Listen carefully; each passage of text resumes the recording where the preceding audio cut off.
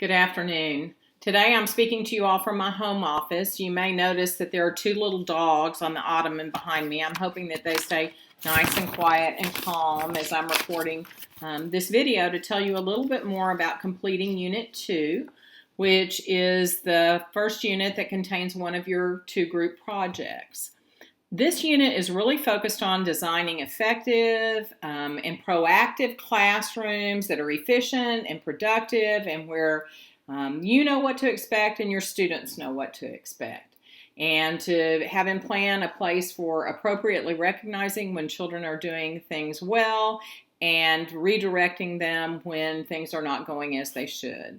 I think it's always important as you think about classroom design and management that you think about getting to know yourself very, very well and understanding what is important to you.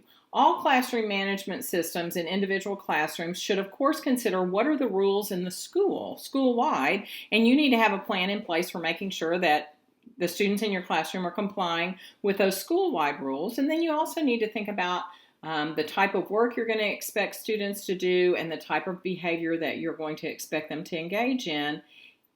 And all of that really, to some extent, will be dependent on what is important to you in terms of behavior. One of the things that I always caution students to think about is that the only person whose behavior we truly control in a classroom environment is our own. And so it's real important to be aware of your own pet peeves with respect to behavior and your own reactions to certain behavior so that you do a really good job of managing yourself. So I'll give you an example in terms of things that bother me, both in classrooms when I was out in public and residential school environments, and now that I'm in a university environment in classrooms. Because I was actually trained at the Austin State Hospital as a teacher of kids with emotional and behavioral disorders, and my students stayed in a residential facility 24 hours a day. They never went in and out of a door that wasn't locked behind them, so it was a very, very restrictive environment. And I am hardly suggesting that that is what I think is an effective service delivery model, but it is the environment in which I was trained. And many of my children, very young students, had some very aberrant behaviors. So for me, it never matters to me. Someone can call me any name and it does not bother me.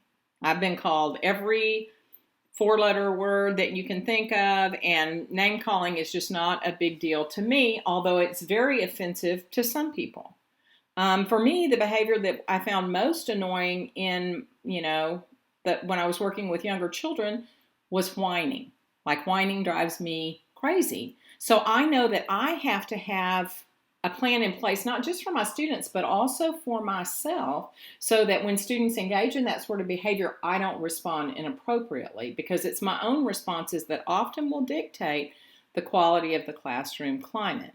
I know that in the college classroom, the thing I find most annoying is in that few minutes right before class time is up, when everybody starts packing their backpacks and zipping and unzipping and looking at me like, okay, it's almost time to go. And what I always tell my students is, if I don't let you go by the time class is over, let me know and I'll call it right that minute. But until then, be polite enough so that I don't have to listen to you zip and unzip for several minutes before it's time to go. So that's what I mean about knowing sort of what are your values and what's really important to you. So your readings in this unit should help you to think about, how do you set up a classroom environment? How do you make a plan for responding to appropriate behaviors? And then again, what are some of the things that you do when children engage in behaviors that are not compliant with the rules that you've established? Just as with the last unit, you have some questions, chapter questions here. You do not need to submit those to me for a grade, but they are the questions that you should be thinking about as you're reading, because they effectively function as a study guide for your quiz, which you will be taking at the end of this unit. Okay, and then some of this material you'll see again on the final exam for our course. I also have included some information on the use of restraints. Restraint is mentioned in your chapters, and I want you to be very well aware that any type of restraint should be avoided in a classroom environment. Children have been damaged both psychologically and physically through the use of restraints to manage behavior. And if you have in place a good plan, there should never be a situation in which you are having to actively restrain a child. The major activity that you're going to complete with this unit is your classroom management poster presentation. I'm scrolling to that down at the bottom of your unit guide. What you're going to do is work with a group of your peers to design a classroom. You're going to address specific requirements or things that you would think about and have in place in that classroom environment so that students know what is expected, so that you know what is expected. You're going to create a poster to share your classroom with all of our classroom and post that online. And then individually, you're going to look at the posters of other groups and comment on those. And then lastly, you're going to do an evaluation of your own contribution to your group project and what you felt the contribution of your other group members to be. So let's go ahead and look at some details about that assignment. And oh, by the way, always if you look at this additional resource section, I'll point you to some things that you might want to consider as you're completing your project. So first, let's look at these poster guidelines. So they've downloaded, and I'm going to go open those up. They should show up on our screen really soon, okay? So here we go. These are all the required components of your poster. Now, because it's a poster, you're not going to write a paper about each of those things, but you're going to succinctly tell us, you know, what are you doing and how are you designing your classroom to address all of these requirements. So the first thing you're going to do is describe the instructional environment you're designing. And I don't care what you choose, but you need to work with your other group members to design. So you may choose to design a general ed classroom. That might be a pre-kinder or a kindergarten, an elementary class, a middle school, a high school class. That's fine. You might have be designing a special education resource room or some other sort of special education classroom. So you need to specify the grade and age of students and, when appropriate, the subject area. So maybe that you're teaching third grade elementary school, but you're in the classroom you're designing only reading and social studies are taught. Or it may be a first grade classroom where the teacher teaches all of the curriculum that students are expected to learn in first grade. Or you might be a high school teacher teaching band. Whatever kind of classroom you choose, again, that's for you and your group members to decide. And I strongly suggest that you work together for that to be one of your first instructional decisions. You're going to describe one target student that has some unique needs in terms of behavior. And I want you to make sure you include demographic information about that student. So tell us their age, their gender, their race, ethnicity, whether or not they're a native English speaker or they speak one or more other languages. Tell us what that student's strengths are, as well as their behavioral needs that you have targeted for improvement. And remember, all students have strengths as well as having needs. So you're going to tell us what are the unique needs of this learner that you need to be thinking about. You're going to do a pictorial representation of the room arrangement. So what does your classroom look like? And in that way, I want you to make sure that you include, you know, where are the students going to sit? Where is the instruction primarily going to be taking place? You need to think about how can the students see the board? Can they see other materials and access other materials that you're going to use? And you always want to be thinking about, how do I maximize structure and how do I minimize distractions, right?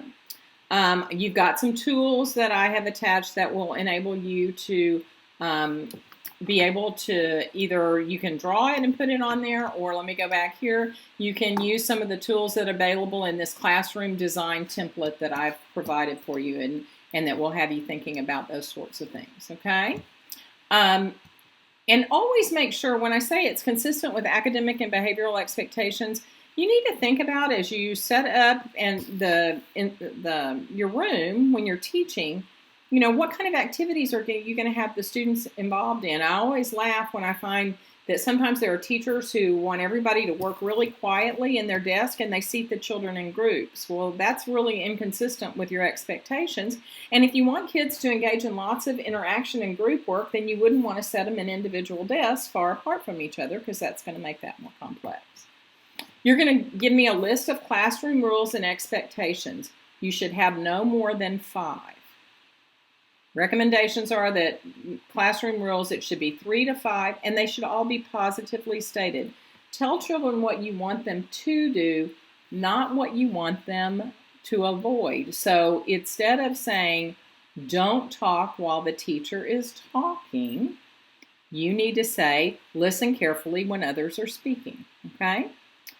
In addition to stating those rules, you have to have a plan for ensuring that students have an opportunity to learn them. That will be discussed in your chapters that you'll read prior to completing your project. But remember that a lot of times teachers will hang up a list of rules. One of my favorite is be respectful. Now that's a good rule. It's important for us to respect others.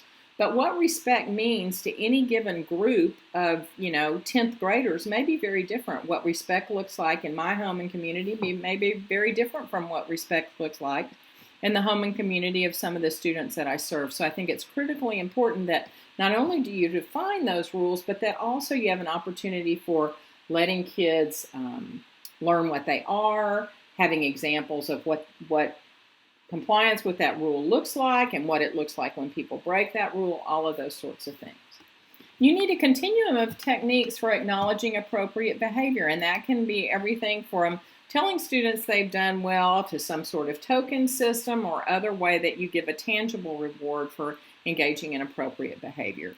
You also need to have a continuum of techniques for responding to inappropriate behavior. So sometimes that may be something nonverbal. You may just go stand close to a child to let them know, hey, I'm here and let's get back on track. And then there may be more significant things that you'll do as inappropriate behaviors increase, okay?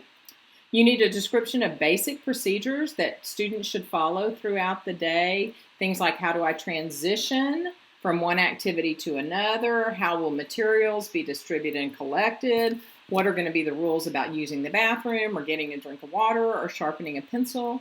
And while that all may seem very trivial, many times it's making sure that you've taken care of and established those rules and procedures that will give you time to teach and not deal with the minutia of managing those other things.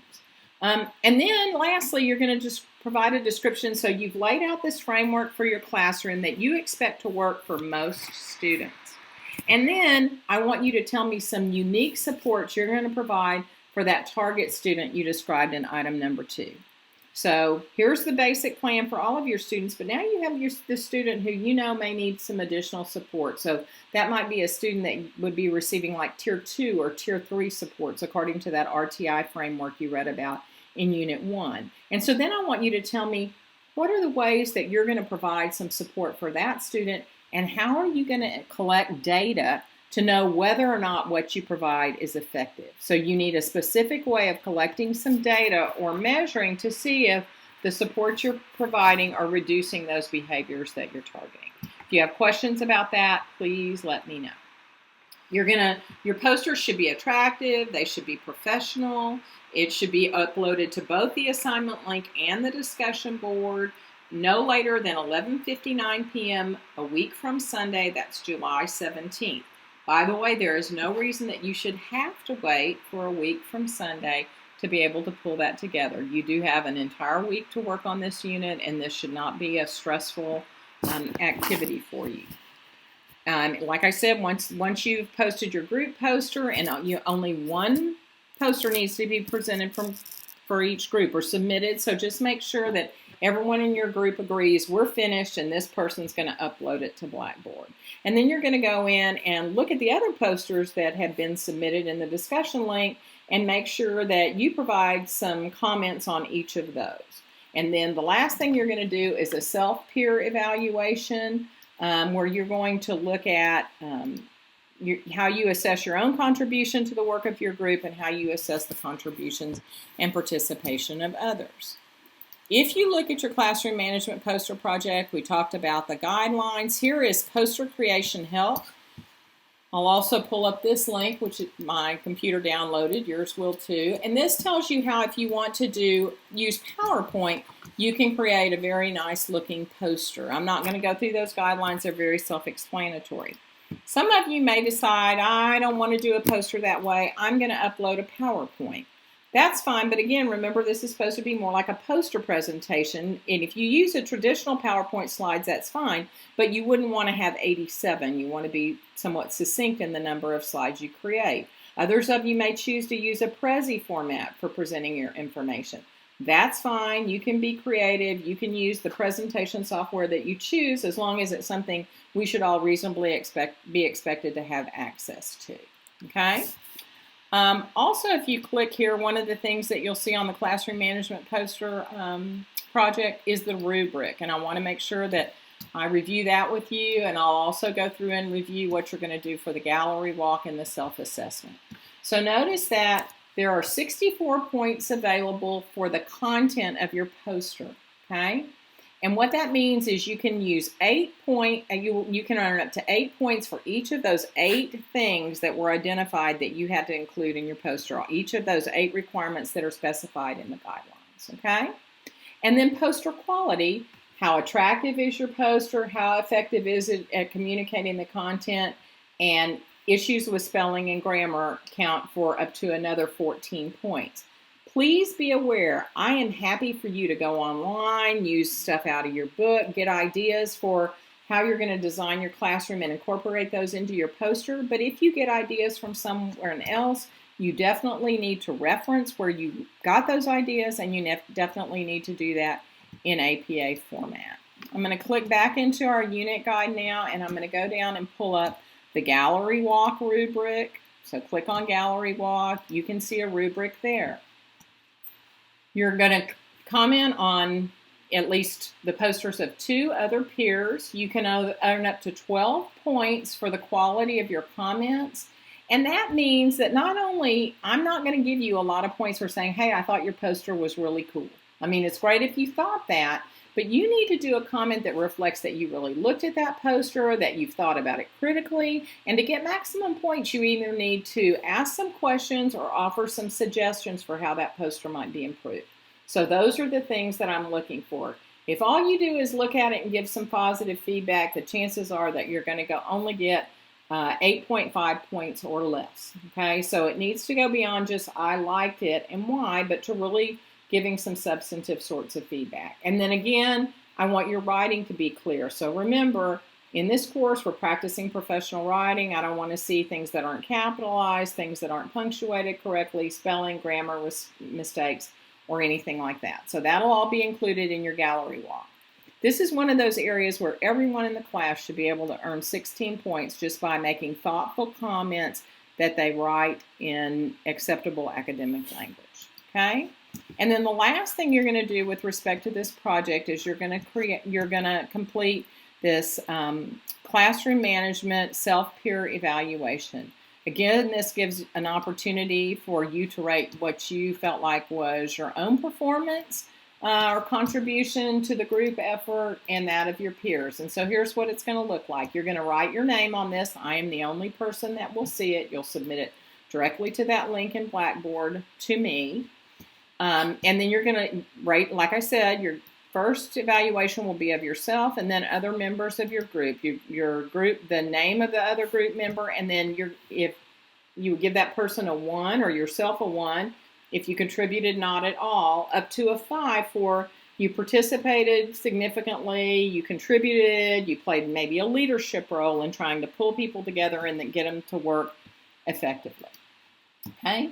Now, we've had lots of conversations at times about making sure and how do we do group work on Blackboard. Well, I've given you a number of tools that you can use to communicate.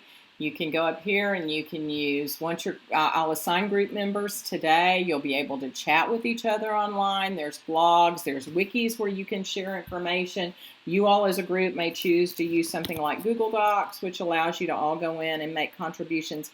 Whatever way, you can get on your phones and do a group conversation. You can do Skype or FaceTime and talk to each other face to face. Any of those things can be done to help you work together effectively as a group. I think I've said this before, but I will caution you again. Groups that tend to be effective get together. They have an initial time where they talk and they decide, what kind of classroom are we going to design? What's our target student going to look like? And how are we going to make sure that all the pieces or all of those things that we're required to submit work together well. And then usually people will go off and do some individual work. Then they'll come back and look at what everybody produced, give feedback on it, and pull that together into a cohesive poster. The groups that tend not to do well tend to say, there are 8 things, there are, 5 of us, this person's going to do this person's going to do that. They all go off and do it, and the day that it's due, everybody sends in what they came up with, and it gets cut and pasted together and put online. That tends not to be very effective because you haven't had time to work together, you haven't had time to make sure that you're presenting, a classroom environment that makes sense and where all of those individual pieces function as an effective whole. So that would be my caution there. By, about 6 o'clock this evening, you should be able to go online. You'll be able to pull up your group assignments by clicking in the groups tab. You'll know who the other folks are that you're going to work with. I do suggest that you read the material in the chapters prior to completing your poster so that you make sure that you have opportunity to review information before just creating something on your own. Again, if you want to get together as a group and meet face-to-face, that is fine, but it is not a requirement. There are people who are out of town and not in the city who are taking this course, and so you need to really, like I said, use those online tools to make this work. If you have any problems getting a hold of anybody in your group, or you've reached out and someone hasn't responded, please let me know, and I'll try to intervene and work with you to make sure that that person becomes involved. As always, if you have any questions, please let me know. The other video I'll be recording today and posting for you is the one on your behavior intervention project. While you're not probably ready and you don't have all the information you'll need to start that project yet, you should go on and review those guidelines and know what's expected and not wait until the last week of class to begin. I hope you all have a great weekend and you're enjoying this Friday afternoon. Take care. Bye-bye. P.S. I thought of a couple of things that I forgot to tell you, so I'm just going to add those now at the end. Many of you will be very tempted because it's something maybe you experienced as a student yourself or something you've observed when you've been out in schools, particularly when working with elementary children. A real common way of addressing inappropriate behavior is to remove recess. And so I just want to offer a couple of cautions with that. As a general rule, I don't think you should take kids recess. It's one of the few times during the day that children get to practice their social skills. And for many kids with behavior difficulties, they actually need some work on social skills. So it's positive in that way. But the other thing that I really want you to think about is that if an intervention is effective, it reduces the occurrence of the behavior. And when you think about what goes on with removal of recess, often it is the very same kids we see sitting on the sidewalk day after day after day after day after day. So those kids repeatedly lose recess. And what that tells you, if they're repeatedly losing recess, is that taking recess away doesn't change that behavior and that you need to try something else. I've had teachers tell me, well, it's a natural consequence. If you don't do your work, you lose your recess. That's really not a natural consequence we would be likely to experience in the adult world. So if I don't do a very good job at work, nobody takes away my lunch, my afternoon break, or, says that I can't, get up and go get a drink of water when I need to. So I just want y'all to think about that as you think about consequences, because it's an important consideration. Use anything that doesn't hurt children, but if it's effective, it will change the behavior. And if you keep doing the same thing over and over again, then that's not effective. I wanted to tell you on your writing in both your project and in your commentary during the gallery walk, I wanted to remind you that while we all use the word kids in everyday language, we do not use it in our writing, so please use students or children instead. That's just a heads up. And I also wanted to let you know that in terms of completing your self and peer evaluation, you must submit a form in order to potentially receive points for that. So there's 6 points of the total assignment that are dedicated to that self-peer evaluation. But even if everybody in your group rates and says you were the most important contributor, if you don't complete a form yourself, you won't have an opportunity to earn those points. Okay, I think that's it now. Bye again.